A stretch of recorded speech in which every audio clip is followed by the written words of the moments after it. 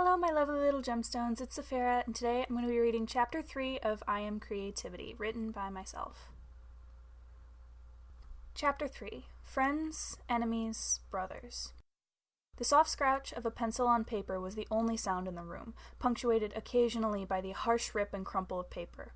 The young kid sitting at the desk groaned, putting his pencil down and rubbing at his eyes. He glanced at the wastebasket next to his desk, and pouted when he saw it was overflowing, crumpled balls of paper strewn all over the floor. He huffed. He would come up with a good idea for story time tomorrow. He would come up with the best story any of Thomas's classmates had ever heard. He just needed to focus. Footsteps came down the hall and stopped outside of his door. The young kid panicked, switching off his lamp and hurling himself across the room onto his bed, kicking the blanket over himself as his visitor slowly opened the door. "Creativity, are you still awake?" He tried to steady his breathing, to pretend he was asleep. "I can see you're still wearing your day clothes, Creativity. You aren't fooling me." Dang it, he was busted. Creativity sat up in his bed, pouting at his bespectacled visitor. "I was just trying to brainstorm for tomorrow. Just a little longer, Logic. I know I can come up with something good," the young kid insisted. Logic shook his head. "Thomas needs to sleep, and he can't do that if you're keeping him awake and giving him ideas. Just go to bed. You can work on it tomorrow." "But Logic..." "Don't make me get morality." Creativity huffed, collapsing back on his bed. "Fine," he whined. "Good night, Creativity." Creativity didn't respond, instead rolling over and facing away from the door, pouting.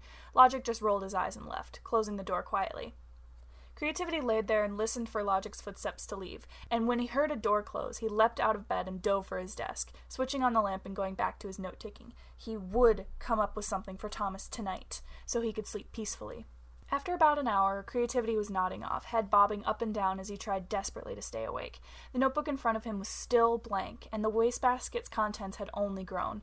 All the ideas that had popped into his head were immediately rejected by Thomas, and he was just tired. His head hit the desk with a soft thunk, and Creativity started snoring. Soon after he was asleep, the kid started whimpering. His eyes darted around underneath his eyelids, and he curled his hand over his heart. His breath became shallow, and he started hyperventilating, his body heating up uncomfortably. There was a loud crash, and Creativity started awake to see the sun streaming through his window and a small puddle of drool that had seeped into the paper. His heart raced, and Creativity felt like there was a hole in his chest. A quiet cough startled him, and when he looked down at the floor, he couldn't believe his eyes. There was another kid lying on the floor, next to the upset wastebasket, which had probably made the loud noise. He wore the same outfit as Creativity, though it was gray rather than white. Creativity watched as he sat up, rubbing at his eyes sleepily. Who are you?" The kid on the floor looked up. "Me? I'm Creativity." Huh? "You can't be Creativity. I'm Creativity." The gray-clad kid stood up, putting his hands on his hips. "Yes, I can, because I am." "No, you're not." "Yes, no, yes, no." "Creativity, who are you talking to?" Logic's voice came from the door, and the two arguing kids looked at each other with wide eyes. Myself?" the original Creativity said, and the other snickered. "All right, then. Morality's making breakfast. I'm going to wake Passion." "Okay." Creativity listened for the footsteps to retreat before turning back to the new kid. "So, we're both Creativity? But how?" The other shrugged. "I don't know, but I'm hungry. Are we gonna eat?" Even though he was still confused, Creativity couldn't help but agree. They could figure this out after breakfast. "Morality! Morality, look! I have a new friend!" Creativity called out as he entered the kitchen, his twin close behind him. Morality didn't turn around from the stove where he was making breakfast. "Oh, really? That's good." "We're hungry. What's for breakfast?" "Pancakes." "With Mickey Mouse ears?" "Of course." "Yeah!" Creativity cheered, turning to look back at his twin. He stopped when he saw his eyes narrowed, staring at the back of Morality's head. Are you okay?" "I'm fine, Creativity. Why don't you go sit down?" Morality answered, making a shooing motion. "I wasn't talking to you, Morality. I was talking to him." Morality laughed. "Oh, right. Your new friend. What's their name, Creativity?" Creativity." The moral side paused, laughing awkwardly. "That's a bit confusing, don't you think? You're Creativity. There can't be two of you." "Well, there are," the darker twin said, hands on his hips. Grabbing the plate of hot pancakes, Morality turned around to gently persuade Creativity to maybe pick another name for his new friend. Instead, he froze. There were two Creativities. His hand shook and his grip faltered. The plate of pancakes plunged to the ground, shattering into pieces with a deafening clatter. 5-second rule! The gray one cheered, diving to grab the hotcakes. The one in white stood stock still, meeting Morality's eyes with a shrug. Morality couldn't think of anything appropriate to say in the situation, so instead he reached out to the kid in gray and attempted to take the pancakes from him. "Don't eat from the floor! There's broken pieces!" The kid dodged out of his reach, sticking his tongue out and wrinkling his nose. He shoved a full pancake into his mouth, unbothered by the pieces of ceramic stuck to it or the steam still rising from them. "They're mine!" he exclaimed through the mouthful. Morality took a step back, looking between the twins with surprise and fear as the one in white reached for a pancake from his brother's arms and promptly got his hand slapped away. "Logic!" All Morality could do was call for backup. Thankfully, a voice answered him as he heard 2 pairs of footsteps come into the kitchen. "Yes, Morality? I heard something break. Is everything all right?" Logic asked. Passion peeked around him and he gasped. He dashed past Logic and ran up to the twins, eyes twinkling. "Creativity? There's 2 of you? Since when?" The white-clad one spun to face his friend. "Since last night. I fell asleep at my desk, and when I woke up, he was lying on the floor." He pointed to his twin, who nodded, mouth still stuffed. Passion smiled widely, clapping. "That's so cool!" "Creativity, are you saying you went back to your desk even though I told you it was bedtime?" Logic walked up, eyebrows raised. The white Creativity laughed nervously, but before Logic could scold him, he was yanked away. "Logic, what do we do?" Morality hissed, keeping his voice low as the other 3 sides went back to their own discussion. Logic looked at him through the corner of his eye, thinking, "We haven't had a new side join us in a while, not since Passion arrived a few years ago. I guess we'll have to make a new room." "But he's not a new side. He said he's Creativity. There's 2 of them now." "That's not possible. We're all different. There cannot be more than one of each of us." Morality shrugged helplessly. "Well, there are." Logic sighed, easing his arm out of Morality's vice-like grip. "There's nothing we can do right now. We'll just have to wait and see what happens. For all we know, this is a prank Creativity is trying to pull on us. There's no reason to worry. Even if there are 2 Creativities now, why does it matter? It's unlikely they'll cause more trouble than before." The 2 looked over and realized that the twins in Passion weren't standing there anymore. Then they heard a loud crash from somewhere in the mindscape and the start of an argument. Logic pinched the bridge of his nose. "You were saying?" "That was when we split. When we became brothers rather than just one single person. We never really knew why it happened, but then again, we were just kids. What else could we do but accept it? We got along in those days. Even though we were split, we were still joined at the hip. I think we gave Morality and Logic a constant headache." "We need names." Creativity looked at his gray-clad twin, tilting his head up from where he was drawing on the floor to the bed where the other Creativity was lying upside down, watching him. "What do you mean? We already have a name. It's Creativity." The one lying on the bed huffed. "But we can't both be Creativity. It's so confusing." "Well, that's what we are. We can't call ourselves Logic or Morality. That's not what we're for."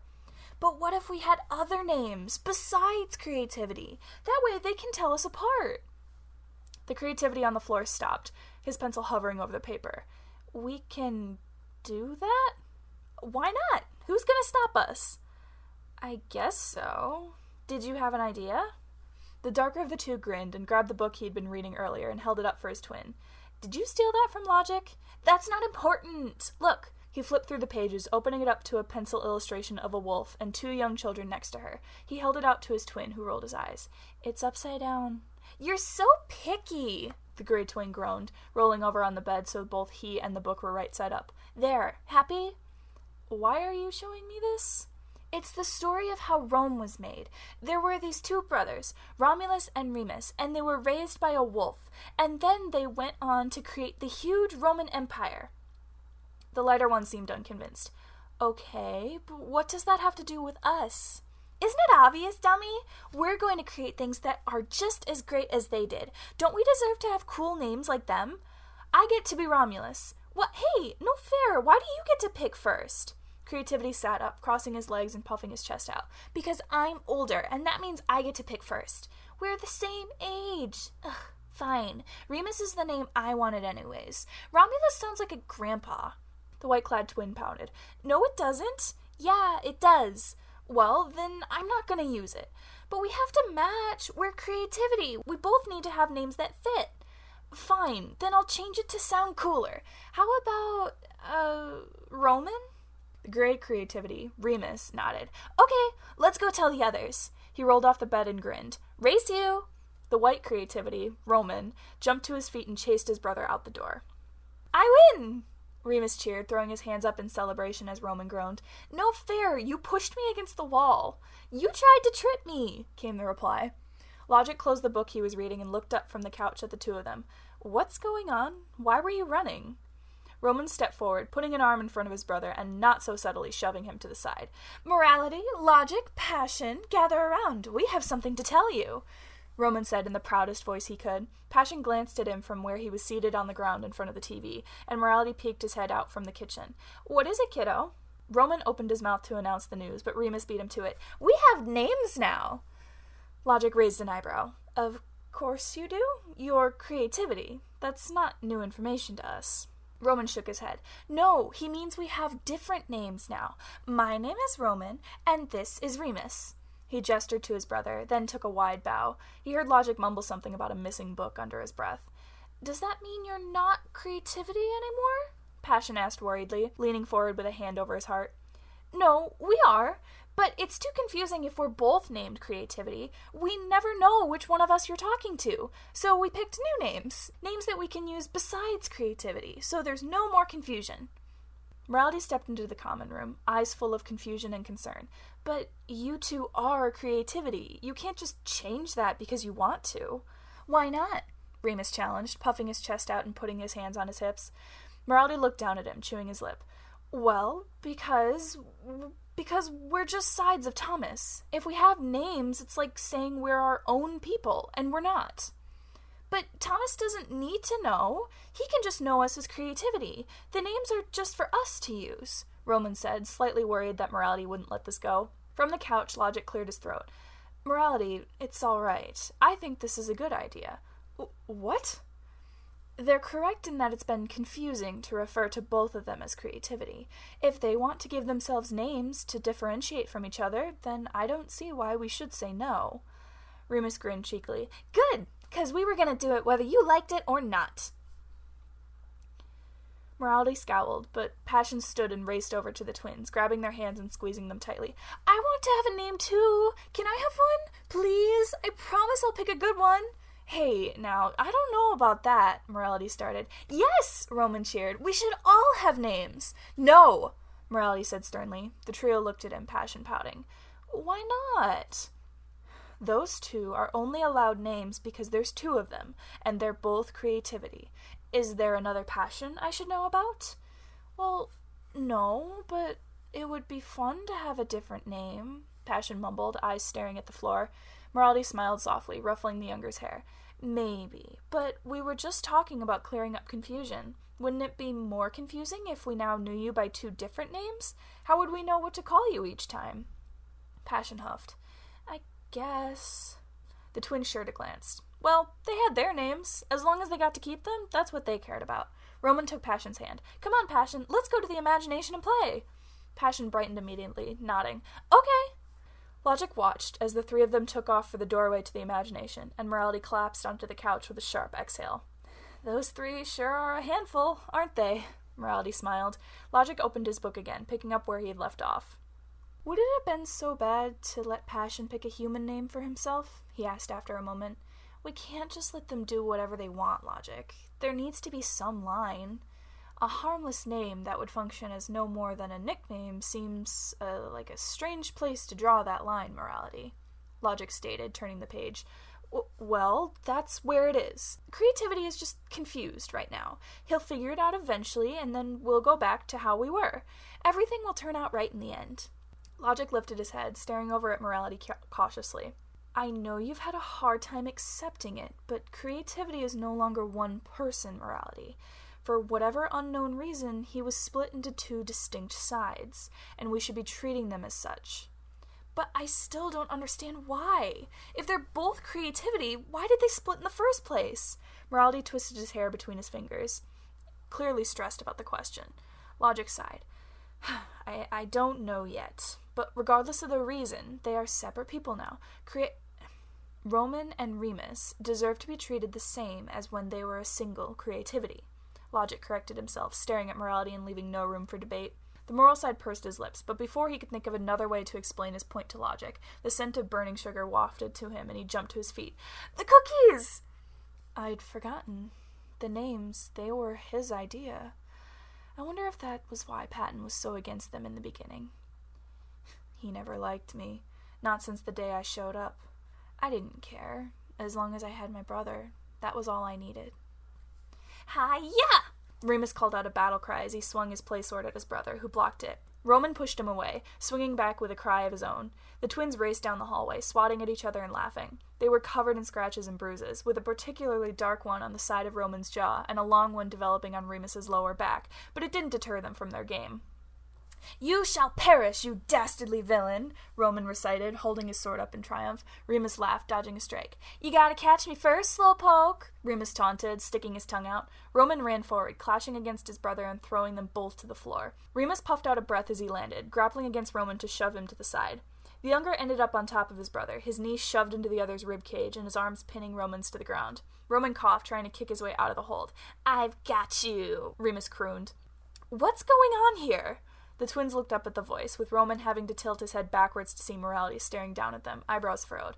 "We're playing!" "You're covered in bruises! Remus, get off of him!" Morality scolded, pulling Remus off by his shoulder. The gray-clad creativity fell hard on his butt and whined, but Morality's attention was focused on Roman.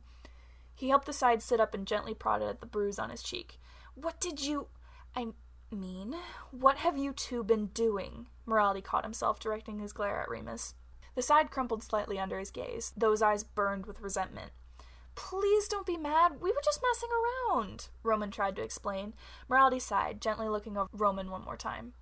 "I don't like you two fighting like that. You could get seriously hurt. Why don't you two play a game that doesn't involve hitting each other? Logic has some board games in his room," he suggested. Remus wrinkled his nose, crossing his legs and pulling his ankles toward him. "But that's so boring. You never let us do anything fun." Morality recoiled slightly, recovering with a forced smile. "But it's not fun to hurt each other, right? Why don't you play something else?" "But I'm a prince, Morality. I need to be able to defeat evil and protect my kingdom," Roman argued, waving his play sword around for emphasis. Morality raised an eyebrow. "A prince?" he asked, confused. Roman nodded emphatically, jumping to his feet and pointing his wooden sword at his brother with his chest puffed out. "That's right. I'm Prince Roman, heir to the kingdom, and I will protect you and everyone else from the bad guys," Remus offered, standing up and grabbing his own sword. Morality chuckled. "What bad guys? We don't have any of those. We're all family here." Remus tilted his head. "What about the sides that sneak around here at night?" Morality stiffened, laughing nervously. "What are you talking about, Remus? There's nobody around here at night. Your imagination is just playing tricks on you." The younger twin narrowed his eyes, staring at Morality. "Yes, there are. I've seen them. They live down the hallway, past our rooms. They stole my peanut butter." Morality stood, shaking his head firmly. "It was a dream, Remus. There's nothing down that way but empty space. You shouldn't go there." "If there's nothing there, why can't we explore there?" Remus challenged, hands on his hips. He had a triumphant, cocky grin on his face. Morality cleared his throat, standing straight. He was several inches taller than the twins, not to mention a few years older. He didn't like that Remus was getting so mouthy. "Because I said so," Morality said, parroting the words Thomas himself heard so many times from his guardians. Remus and Roman pouted, and his face softened. "Because if you go too far, I can't find you as easily and call you for dinner. Now, why don't you two go play together in the imagination? Maybe you can come up with a new game, one that doesn't involve hurting each other?" The twins shared a look. "Okay, Morality, we'll try. Come on, Remus, we can go make a castle. We can play rescue." "I'm not gonna be the princess again. You can get Passion to do that." The twins bickered as they ran off towards the door to the imagination, which was thankfully far away from the dark hallway where the other sides resided. Morality took in a slow breath, pushing his glasses up and rubbing at his eyes. Being one of the first sides to exist, Morality felt obligated to look after his fellow sides. Alongside Logic, who'd appeared shortly after he did, he made sure Creativity and Passion were safe and happy. He had to protect them. But ever since the split, he was finding it harder and harder to keep his temper in check. He wanted to separate them, keep them in soft rooms and stop them from hurting each other. Morality couldn't understand why they found it necessary to fight like that. Well, they called it playing, but Morality knew better than them. One of these days it would go too far, and one of them would get hurt. Remus would swing just a little too hard, and Roman would be gone. If that happened, Thomas would never be the same. Morality shook his head harshly, casting a scared glance towards the dark hallway, where he could feel a cold breeze chilling his spine. He couldn't think like that. It would bring him. Right. To keep him at bay, he just had to keep everyone happy. He'd been doing pretty well, but he knew he could do better. Passion was still begging him to let everyone choose a human name for themselves. Maybe he could reconsider that position, if it would make him happy. If he was honest, the idea was starting to grow on him. Perhaps Roman was onto something after all. The twins heard Passion before they saw him. Logic's door was sitting open, and they could hear his excited voice from inside. Roman peeked his head around the doorframe. Logic was sitting at his desk, pencil in one hand and the other twisted in his hair. Passion sat behind him on the bed, chatting away about the TV documentary Thomas had watched earlier. The room looked as organized as ever, though there was a chessboard sitting on one of the tables, clearly in the middle of the game. Logic heard footsteps and turned to them, seeming to sigh in relief. "Oh, it's you two." "Sorry, we just came to see if Passion wanted to play in the imagination with us," Remus explained, poking his head in as well. Passion lit up. "Yes, I'm coming!" he chirped, scrambling off of Logic's tall bed and running over to Remus. "What are we gonna play?" "We're gonna make up a new game. You wanna help?" Passion nodded. "Of course! Let's go!" Logic nodded. "Be careful, you two. I see that bruise on Roman's cheek." The twins nodded, and Passion all but pulled Remus towards the door to the imagination. Roman started to follow. "Roman, hold on just a moment." He paused, looking back into the room. "Yes, Logic?" he asked, wary of another lecture. Logic sighed, tapping the open book in front of him. "Please try to keep Passion distracted for a while, at least until dinner time, if you can. Thomas has a test tomorrow, and he needs to focus on studying. He can't do that while Passion is distracting him with needless facts about space, or whatever it was he was rambling about." Roman flinched back, slightly hurt by that. Passion was his best friend after his brother. He adored the things they made and always had the energy to talk about the things he loved. He was what spurred Roman on more often than not. But he makes Thomas happy when he talks about those things. Logic sighed, pushing up his glasses. "Yes, but right now it's more important to focus on school than cartoons. Once Thomas is done with his test, then he can resume whatever it was he was so invested in today." There was a hint of scorn in Logic's voice. Roman nodded slowly. "Okay, Logic, we'll stay with him." "Thank you. That's all I needed, Roman. You can go play now." It was probably supposed to be an excuse to leave, but Roman couldn't shake the feeling of being dismissed. "Right. Work hard, Logic," he cheered, closing the door quietly. Roman took a moment to collect himself. It hurt him to think Logic didn't like Passion. He shook his head. No, that wasn't it. Thomas was just stressed about his test tomorrow, so Logic just wanted to help. Even still, he decided to keep his mouth shut about it. It made him feel icky, but it would be for the best. When Roman found his brother and friend in the imagination, they were already deep in very serious discussion. "I am not playing Princess and the Frog. I don't care if it's fake. I'm not kissing a frog." Passion stomped his foot and Remus pouted. "Oh, come on, Passion, even if it turned into a beautiful prince," Remus teased, wiggling his eyebrows and puckering his lips. Passion shoved him back. "No way. Roman, tell him I don't want to be a princess today." Roman grinned widely, stepping in between his brother and his best friend. "We're going to invent a new game. Something that doesn't involve kissing of any kind. I got an idea when I saw the chess set in Logic's room." Passion leaned in, excited about any idea that didn't involve him kissing a slimy frog. Remus didn't look as impressed. "How are you planning on making chess interesting?" he asked, unconvinced. "You have little faith." "Just listen to me.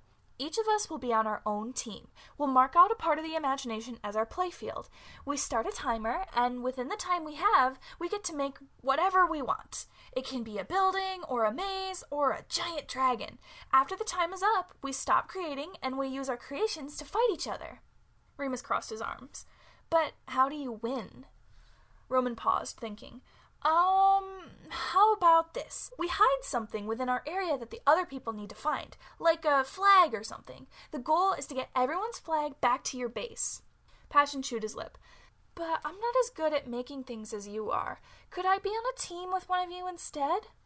"You can be with me, Passion," Remus offered, but Roman shook his head. "No, it's not fair if it's 2 against 1. "But it's not fair to Passion if he has to play against us," Remus argued back. "That's true. Oh, what if Passion was the ref? That way he's not on a team, but he still gets to play." Passion beamed. "That sounds perfect." The trio immediately started discussing the exact rules. Roman laid out lines through the field to divide it up into 2 even areas, and Remus created trees and bushes to make it easier to hide. Once everything was decided, the twins went to their respective sides of the field, and Passion started their timer. They played their game for hours, round after round, and victory bouncing between the two as they tweaked the rules. Somewhere along the line, the goal of the game went from getting a flag to tagging the other, at Roman's suggestion. The game wasn't nearly as fun if he couldn't get involved in the battle himself. Thankfully, though the twins liked to play rough with each other, the new bruises they both received were easily hidden by their outfits. Passion was worried about them both, having witnessed the blows in person, but the twins reassured him they were fine. When Morality called for them for dinner, they made Passion promise he wouldn't tell Morality exactly what they'd been doing, because he might make them stop. Passion agreed. This had been the most fun game the twins had come up with, but Morality probably wouldn't approve. With their little secret in place, the trio scampered out of the imagination and into the kitchen, the scent of garlic bread making their stomachs growl. The sides didn't need to eat, of course, but when Thomas was having dinner with his family, the sides liked to gather around the table as well. Morality turned as he heard the trio come into the kitchen, setting down the bowl of spaghetti noodles on the table. "You 3 have been gone a long time. What were you doing?" "Playing in the imagination, like you told us to," Remus told him, a hint of sass in his voice. Morality opened his mouth to scold him, then thought again and closed it, offering a tight-lipped smile instead. "Well, I'm glad you 2 were able to find a less destructive way to play together. I know you have fun, but it's dangerous for Thomas if one of you gets hurt. Now go wash your hands, and we can eat." Logic arrived in the time it took for the 3 of them to wash and dry their hands, and the 5 of them dug in eagerly to the meal. As they were all finishing, Morality cleared his throat to get everyone's attention. "So, I've been thinking recently, and I was wondering, Passion, do you still want a human name?" Passion curled in on himself slightly, hesitantly nodding, as if afraid he would get in trouble for admitting it. Instead, Morality smiled softly at him and nodded. "All right, then." The twins looked back and forth between Morality and Passion, confused. "Wait," Roman said slowly, "I thought you said we were the only ones who got to have names." "I did, yes. Originally, I thought it would only confuse things if we had more than one name, or that somehow we might lose our purposes if we didn't use our titles.